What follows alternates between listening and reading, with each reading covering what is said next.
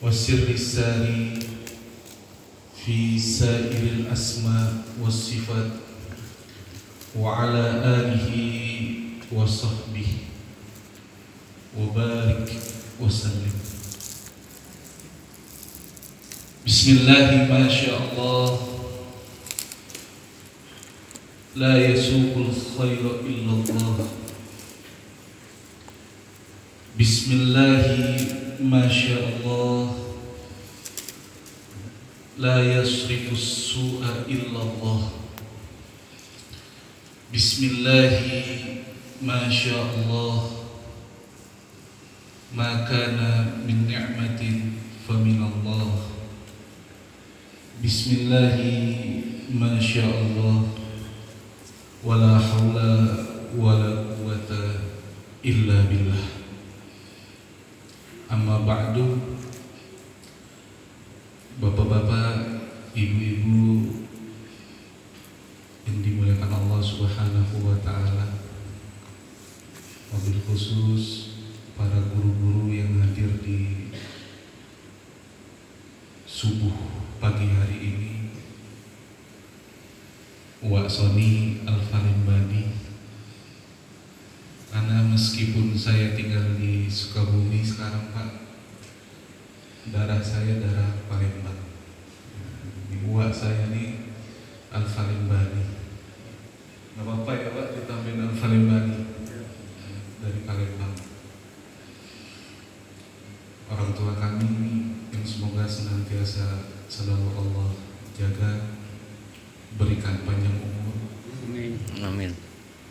Bapak-bapak, ibu-ibu yang dimuliakan Allah Subhanahu wa ta'ala, waktu saya kemarin habis selepas salat zuhur, saya ditelepon sama Wak Soni. Kalau Wak yang nelpon saya tidak bisa nolak, saya takut kualat. Diminta untuk memberikan kajian. Terus saya tanya, temanya apa, Wak? Kata Wak Soni, ma'rifat. Ini tema yang cukup memang jarang disentuh. Dan saya merasa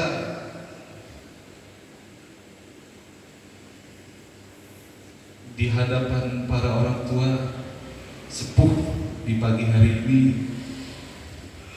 bagaikan mengajar ikan yang sudah jago berenang, Pak. Dan saya yakin bapak-bapak yang hadir di sini kedudukannya lebih tinggi di sisi Allah Subhanahu wa ta'ala. Amin.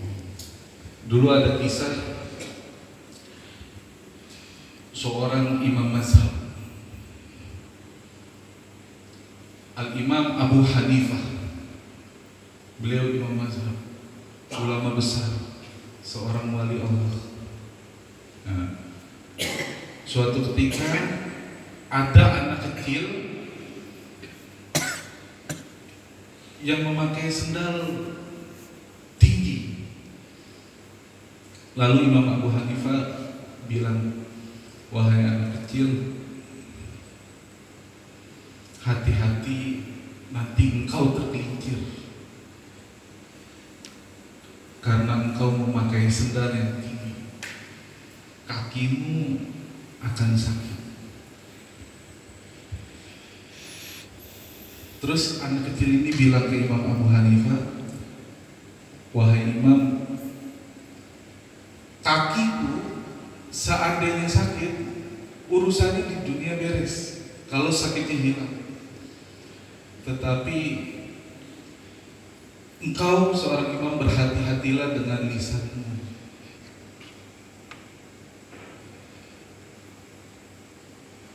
Karena jika engkau terpleset dalam berkata-kata, urusannya bukan hanya di dunia, Pak, tapi sampai ke akhirat.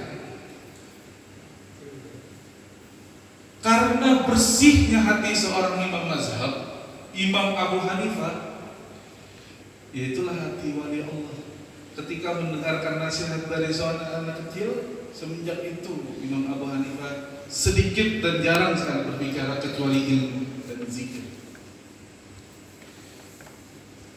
Itu saya rasa saya menemukan Abu Hanifah abad di tahun 2022 di masjid ini, karena masih mau mendengarkan saya yang masih muda, dan di sini saya lihat rata-rata sepuh yang saya yakin tingkat kerohaniannya itu lebih dalam dari saya. Saya belum bisa ngaji, saya yakin bapak-bapak yang ada di sini sudah bisa ngaji semuanya. Tapi karena uak saya yang nyuruh dan tanggung jawab saya, kalau saya nggak ngajar, saya nggak diaku murid, saya takut nggak dapat syafaat guru saya kelak di hari kiamat.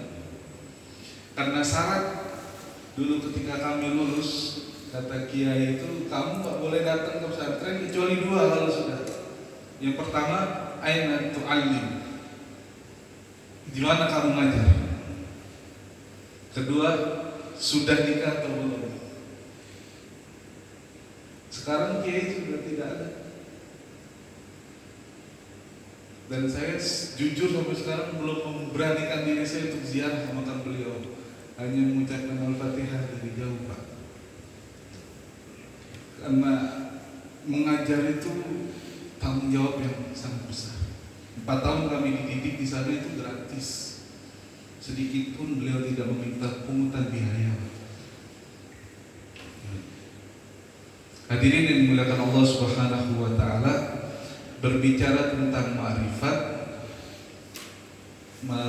subuh ini saya undang seorang ulama besar, bukan saya, tapi seorang ulama besar, dan banyak sekali para ulama yang membaca kitab ini kemudian dihatamkan, diangkat derajatnya oleh Allah menjadi wali Allah atau kekasihnya Allah.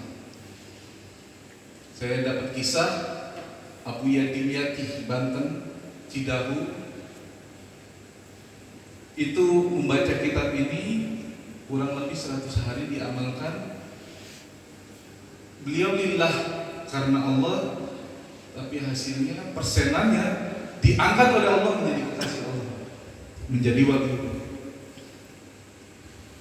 Mbah Kiai Haji Abdul Hamid Pasuruan, wali kutub dari timur, wali kutub Pasuruan. Siapa yang tidak kenal dengan Mbah Hamid Pasuruan? Kiai Haji Abdul Hamid Pasuruan. Beliau teman dengan Abu Yadim. Salah satu sebab beliau diangkat menjadi wali, kekasihnya Allah, karena beliau mempelajari ilmu tasawuf, ilmu membersihkan hati, dari kitab yang saya bawa hari ini. Meskipun Pak, kita itu belajar ilmu tasawuf niatnya bukan untuk menjadi wali Allah, niatnya karena Allah, Pak. Karena ada orang-orang zaman sekarang ini banyak yang ngaku jadi wali Allah. Saya ingat benar itu diceritakan sama Gus Boat Kleret. Katanya dulu guru sekumpul Martapura, Kiai Muhammad Zain Abdul Ghani Martapura, yang haulnya setiap tahun itu ratusan ribu orang itu hadir. Haul terbesar di dunia itu ada di Martapura, Pak. Kiai Muhammad Zain Abdul Ghani, Abah guru sekumpul. Datang seorang habaib di hadapan beliau. Karena beliau Kiai Muhammad Zaini, guru sekumpul di wali Allah, tahu apa yang ada di hati habaib itu. Terbesit ternyata di dalam hati habaib, aku ini wali Allah, aku ini wali Allah. Belum sempat berkata-kata, duduk di hadapan Kiai Muhammad Zaini Abdul Ghani, guru sekumpul Martapura. Guru sekumpul bilang ke habaib, ya Habib, pian bukan wali, pian bukan wali, kamu bukan wali.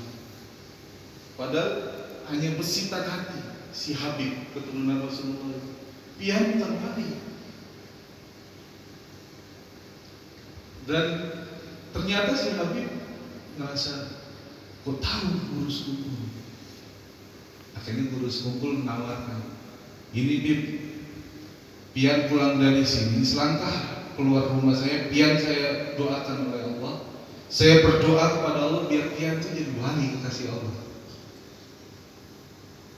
Akhirnya didoakan, keluar dari rumah jadi wali Allah. Terus si Habib itu pulang, guru sekumpul lagi kumpul sama ulama-ulama. Kata abah guru, bentar lagi dia nelpon nyampe rumah. Bentar lagi nelpon saya, nggak bakal pulang. Dan ternyata benarlah, waktu sampai rumah, ketika sudah dilantik oleh Allah, detik itu juga diuji sama Allah imannya. Istri sakit, anak sakit, ayah sakit, ibu sakit semuanya Pak. Akhirnya nelpon sama guru sekumpul, minta maaf dan mohon didoakan kepada Allah agar kewaliannya dicabut oleh Allah. Karena merasa tidak kuat. Nah itu makanya belajar tasawuf itu penting sekali. Dan yang saya tahu para wali Allah mulai dari wali Songo sampai sekarang, wali-wali Allah yang masih hidup, saya yakin 1000% mereka tidak tahu bahwa diri mereka adalah wali. Karena ketika mereka tahu bahwa diri mereka adalah kekasih Allah, disitulah ada benih kesombongan. Nah, jadi para wali itu tidak tahu bahwa dirinya itu wali.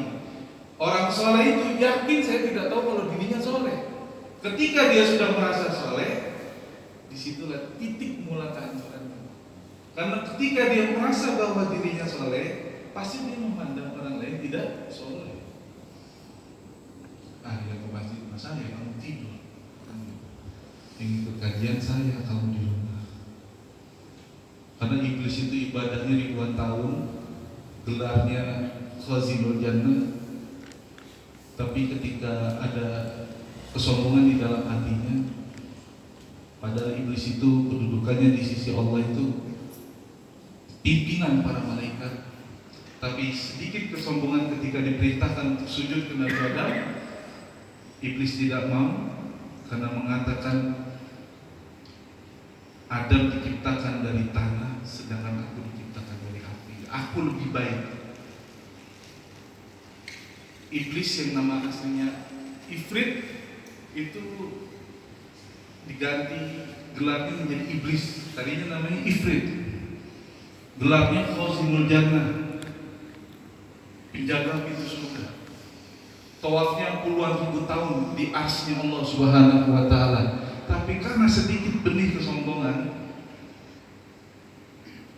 Ifrit yang memiliki gelar kekasih Allah, tawaf puluhan ribu tahun di arsy-Nya Allah, dibeli gelar iblis, makhluk yang sangat jauh dari rahmat Allah Subhanahu wa taala. Nah, bapak-bapak, ibu-ibu yang dimuliakan Allah Subhanahu wa taala, ini kita sedikit mengkaji salah satu kitab karangan ulama besar dengan niat mencari ridho Allah Subhanahu wa taala. Kitab yang dikaji hampir di seluruh belahan dunia. Beliaulah Al-Imam Muhammad bin Muhammad Al-Ghazali. Di barat dikenal dengan seorang filosof, ahli filsafat, tapi di bagian timur di Arab beliau dikenal seorang sufi. Dan beliaulah yang sukses menggabungkan antara ilmu syariat dengan ilmu tariqat. Beliau yang sukses menggabungkan ilmu fikih dengan ilmu tasawuf. Beliau bahas salat, tapi beliau juga singgung, kau lihat, kau salat, tapi sajadahmu harus halal, bajumu bukan boleh korupsi. Salatmu benar secara fikih, tapi baju yang kau gunakan adalah hasil dari korupsi. Nah, Imam Al-Ghazali, beliau adalah ulama yang sukses Pak menggabungkan antara ilmu fikih dengan ilmu tasawuf. Nah, jadi untuk mempersingkat waktu, mungkin beberapa menit ini Pak, sampai jam berapa Pak? Sampai jam 6 ya. Kita ada waktu 30 menit, kita mengalami barokah dari kitabnya baca mukadimahnya saja, karena untuk mencapai ma'rifat itu kalau konsepnya para ulama itu ada beberapa cara atau ada beberapa tingkatan. Secara disiplin keilmuan, kitab yang paling pertama yang harus dibaca bagi orang-orang yang ingin mengenal Allah itu adalah kitab Bidayatul Hidayah. Nanti kalau sudah hatam kitab ini, mungkin ini nanti Uwa bisa kitab ini diajarkan oleh guru-guru yang lain, minta request. Setelah kitab ini tamat, naik lagi kelasnya nanti Minhajul Abidin, terakhir Ihya Ulumuddin. Nah, ini kitab permulaan bagi orang-orang yang ingin mengenal Allah. Karena selama ini kita itu hanya mengetahui Allah, tapi tidak mengenal Allah. Wasani tahu Musyadi anak Bapak Edison, tapi Wasani tidak lebih mengenal Musyadi daripada Bapak Edison. Tahu, tapi dari kecilnya seperti apa, makanan kesukaannya seperti apa, itu yang lebih kenal itu Bapak saya. Jadi tahu dengan kenal itu beda, Pak. Saya waktu-waktu nikah itu, awal-awal nikah, istri masakin rendang, Pak, 2 kilo. Karena dia tahu kalau saya suaminya. Tapi dia belum kenal makanan kesukaan saya. Dan ternyata saya nggak suka daging. Akhirnya karena niatnya baik, tapi istri saya belum kenal sama saya, Pak. Rendangnya udah saya makan sedikit saja itu, sisanya dibagiin ke tetangga. Padahal dimasakin jengkol sama ikan asin itu saya makan yang lebih murah. Nah, kita tuh beribadah kepada Allah. Kalau hanya tahu meskipun 1000 rakaat, Pak, tapi kalau belum kenal Allah, nol, Pak. Contohnya apa? Iblis. Dia beribadah kepada Allah itu ribuan tahun, puluhan ribu tahun, ribuan rakaat. Kita tuh tidak ada apa-apanya, tapi iblis belum mengenal Allah, hanya tahu Allah.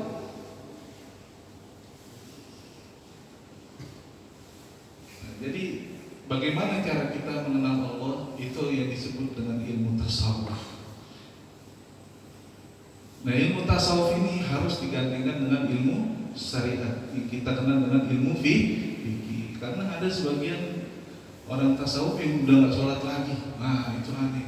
Ente udah sholat? Belum. Saya punya teman begitu, Pak. Blinger dia. Belajar tasawuf, zikir Allah. Tapi udah sholat lagi, Pak. Ente udah sholat? Udah.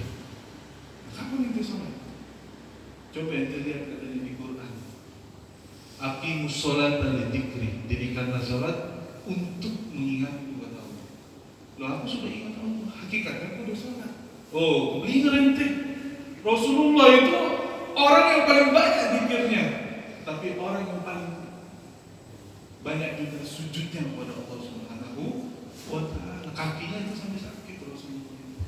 Nah, jadi salah satu ulama yang sukses menggabungkan ilmu tasawuf dengan ilmu fikih itu adalah Imam Al-Ghazali. Beliaulah imamnya Ahlus Sunnati wal Jamaati dari Mesir, Yaman, sampai di Indonesia. Seluruh ulama membaca kitabnya Imam Al-Ghazali. Bismillah, langsung saja kita dari kitabnya, Pak. Mungkin, Pak, waktu setengah jam ini mukadimahnya aja. Untuk kelanjutannya nanti mungkin ustadz-ustadz yang lain bisa ngajar tiap minggu gitu. Mengenalkan bagaimana konsep Imam Al-Ghazali itu dalam membimbing umat mengenal Allah Subhanahu wa ta'ala. Bismillah. Qala Syekh Al-Alim Al-Allamah Hujjatul Islam wa Barakatul Anam Abu Hamid Muhammad ibn Muhammad Al-Ghazali At-Tusi qaddasallahu ruhahu wa nawwara darihahu, amin. Berkata Al-Imam Al-Ghazali di dalam mukaddimahnya, beliau mengucapkan alhamdulillahi haqqa hamdih. Ucapan pertama dari Imam Al-Ghazali ketika mengarang kitab ini adalah segala puji bagi Allah Subhanahu wa ta'ala sebenar-benarnya pujian. Wassalatu wassalamu ala khairi khalqi Muhammadin rasulihi wa abdihi wa ala alihi wa sahbihi min ba'dihi. Lalu kemudian Imam Al-Ghazali mengatakan seraya membaca sholawat, as-salatu wassalam, sholawat dan salam atasmu khairi khalqi, sebaik-baiknya makhluk ciptaan Allah, Sayyidina Muhammad sallallahu alaihi wasallam. Jadi sholawatnya Imam Al-Ghazali, beliau mengatakan sholawat beserta salam atas junjungan kami Nabi besar Muhammad khairi khalqi. Jadi Rasulullah itu kata Imam Al-Ghazali khairi khalqi,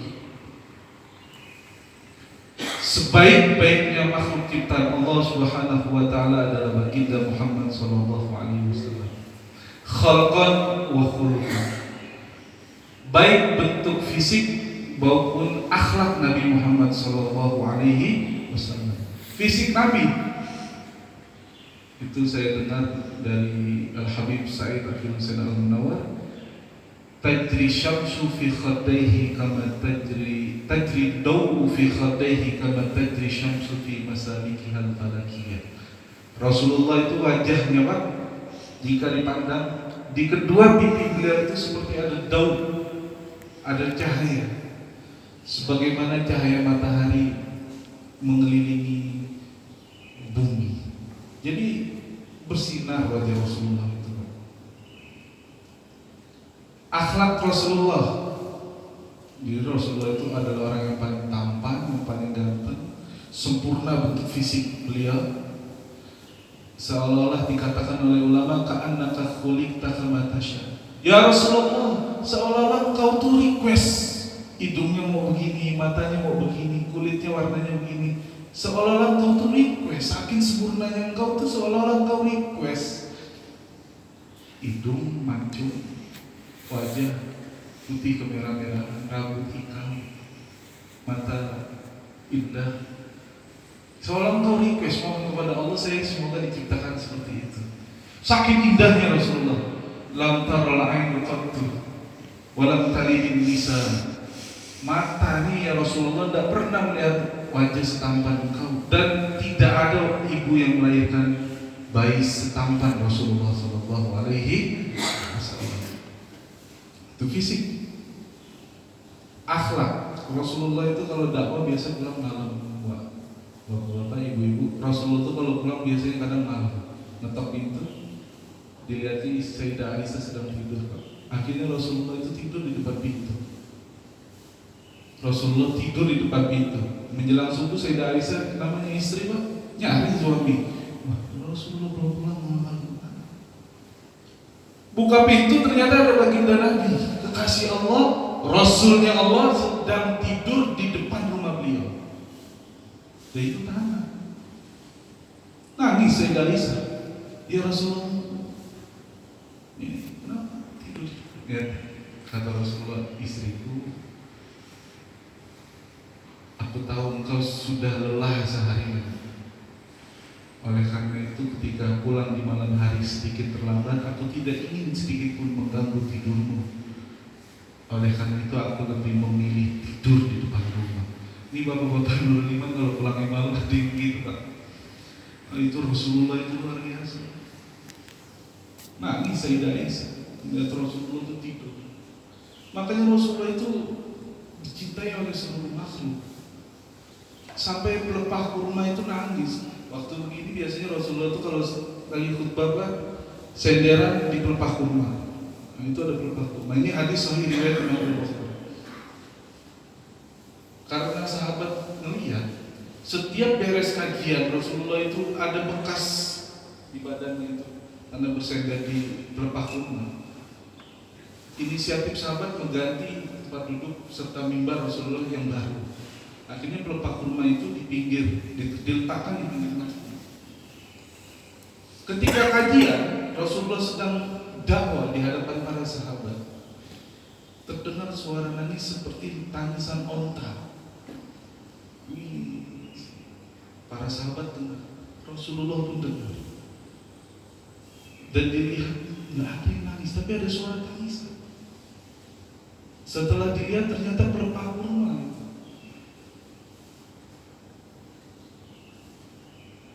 Ya Rasulullah, itu suara tangisan dari pelepah kurma. Kata Rasulullah, iya, dia sedih. Biasanya saya pakai senderan. Sekarang pelepah kurma itu sudah tidak dipakai lagi senderan sama Rasulullah. Makanya dia nangis. Kata sahabat, laula masakahu Rasulullah sallallahu alaihi wasallam labaka ila yaumil qiyamah. Itu kata sahabat, Pak, kalau Rasulullah itu nggak ngadem-ngademin itu pelepah, dia menangis. Mukjizat Rasulullah. Itu pelepah nangis sampai hari kiamat, Pak. Saking sedihnya tidak dipakai lagi. Pelepah tersebut menyentuh jasad mulia baginda Nabi besar Muhammad sallallahu alaihi wasallam. Masya Allah. Itu Rasulullah sallallahu alaihi wasallam. Ala khairi khalqi Muhammad rasulihi wa abdihi. Salawat beserta salam atas makhluk ciptaan Allah yang terbaik, baginda Nabi besar Muhammad sallallahu alaihi wasallam, wa ala alihi wa sahbihi min ba'dihi. Dan salawat, kata Imam Al-Ghazali, beserta salam aku ucapkan kepada alihi.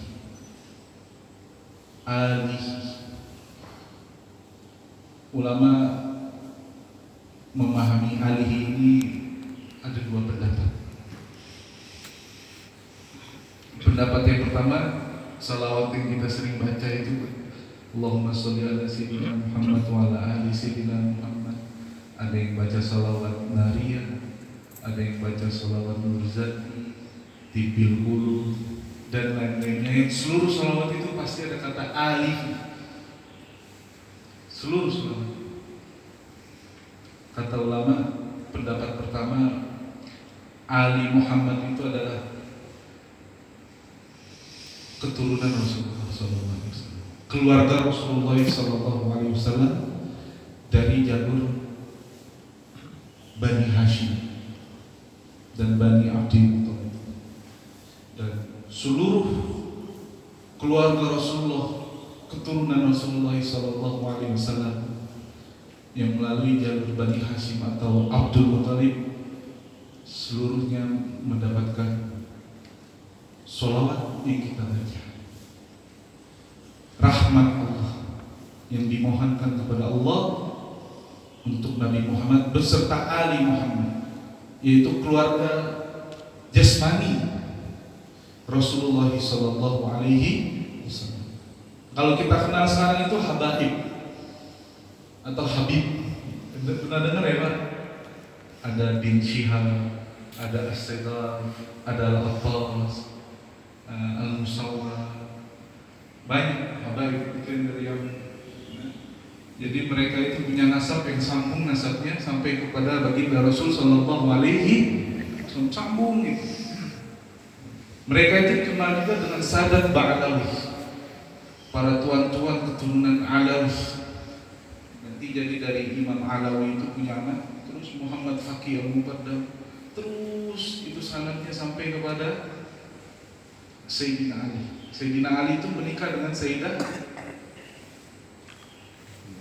Fatimah Az-Zahra. Fatimah Az-Zahra itu binti Muhammad Rasulullah SAW. Itu terus sanadnya, nasabnya sampai kepada Nabi Adam. Itu dicatat di Rabithah Alawiyah. Jadi dari Sayyidina Hasan, Sayyidina Husain bin Sayyidina Hasan, Sayyidina Husain, cicit dari Rasulullah, berarti bin putra dari Sayyidina Ali. Tapi karena Rasul bersabda, putriku, seluruh cicitku itu nanti nasabnya kembali ke aku meskipun anakku itu perempuan. Jadi Sayyidina Hasan dan Sayyidina Husain binti Sayyidah Fatimah Al-Batul. Sayyidah Fatimah itu putri dari baginda Nabi besar Muhammad sallallahu alaihi.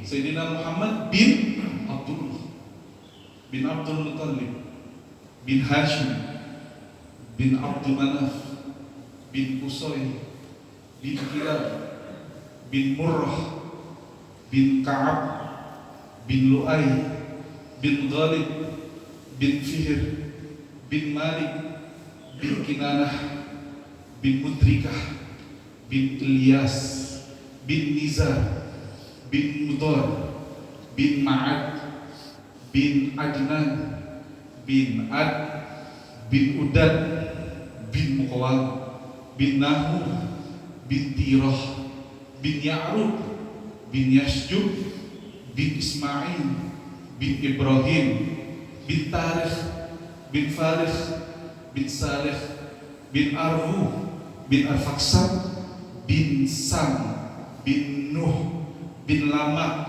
bin Matusalih, bin Akhnuh, bin Mahlai, bin Shish, bin Kinan, bin Adam alaihissalam, sampai Nabi Adam. Nah itu jelas nasabnya. Kalau kita dapat 3 kata saja udah lumayan. Bahkan banyak teman-teman saya lupa nama engkaunya itu luar biasa. Nah tapi kalau nasabnya Rasul itu dijaga sama Allah Subhanahu wa Ta'ala. Nah mereka itu pendapat pertama. Pendapat kedua ini yang lebih luas Pak, dan saya mengikuti pendapat kedua. Justru pendapat kedua ini dikutip dan diyakini kebenarannya oleh salah satu keturunan Rasulullah, dan beliau adalah pimpinan dari keturunan Rasulullah Sallallahu Alaihi Wasallam. Namanya Sayyid Muhammad Ibn Alawi, Ibn Abbas, Al-Maliki, Al-Hasani, Al-Makki, Al-Syafi'i, Al-Ash'ari di Mekah. 3 kali digali makamnya, jasadnya masih utuh. Dan konon beliau memiliki wajah yang mirip sekali dengan Rasulullah Sallallahu Alaihi Wasallam. Karena beliau keturunannya dari jalur Hasan. Kalau Hasan itu dari pusar ke atas mirip baginda Nabi Pak. Kalau Husain dari pusar ke bawah itu mirip baginda Nabi. Makanya kalau yang Hasan itu ganteng-ganteng sekali itu Pak. Banyak di Syam. Salah satunya Sayyid Muhammad. Beliau mengatakan, mengutip di dalam kitabnya, beliau katakan mengutip hadis Nabi ketika Rasulullah itu pernah ditanya, hadis riwayat Imam At-Tabrani, "Man aluka ya Muhammad?" Siapakah aluka, keluargamu ya Muhammad, ya Rasulullah? Kata Rasulullah, sabda Nabi, "Kullu mu'minin taqiyyin." Setiap orang mukmin yang bertakwa kepada Allah, mereka adalah keluargamu. Dan ini pendapat kedua yang diyakini kebenarannya oleh Sayyid Muhammad Ibn Alawi Ibn Abbas Al-Maliki. Mungkin kalau Bapak kenal Habib Umar bin Hafiz, salah satu guru Habib Umar bin Hafiz yang terkenal itu, yang dari Yaman, guru dari Habib Muzid bin Fuad Musawar, gurunya itu Sayyid Muhammad Habib Ali Jufri.